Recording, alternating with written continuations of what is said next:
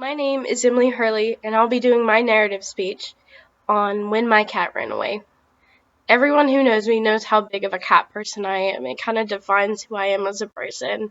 I can't do anything without bringing her along. I'll buy any crazy thing off the internet that looks like a fun thing for her, which is what got me in trouble here. I bought a cat harness for her almost 2 years ago now. And the day it came in the mail, I took it out of the package and I immediately strapped her in it. And at the time, she was still really small, and I had it cinched up as tight as it could go, but it still wasn't quite fitting right. But I went with it and I took her outside anyway. I didn't even feel like walking her around the house, but took her outside and she was exploring like any normal cat does in a new environment. But of course, in the south, a big truck just zoomed down my street and made the loudest noise, and it scared her so much that she wriggled out of her harness and darted straight for the woods behind my house. My heart sunk. I could not believe what I had just done, and I didn't know if I was ever going to see her again. I spent hours in those woods, walking around the neighborhood, calling her name, shaking things of her food to try to get her to come back. I was terrified out of my mind. I stayed outside in that November cold till 1 in the morning every night she was gone.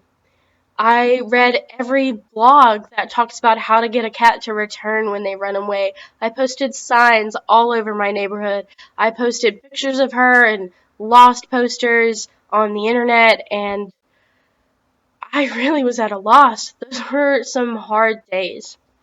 Then Thanksgiving Day came, and I couldn't really sleep very well, but something woke me up at 3 in the morning, and I wasn't quite sure, so I sat there in bed for a while, and then I heard it.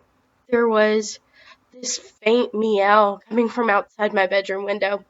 I opened up my blinds, and there was a cat with its little yellow eyes staring at me, and I started to freak out. I wasn't sure if it was her or not, but I opened my window and the noise scared her off.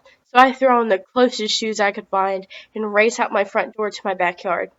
I could hear a faint little meow still going, and my heart was pounding. I couldn't breathe, but on the outside I had to stay calm so she wouldn't freak out and run away again.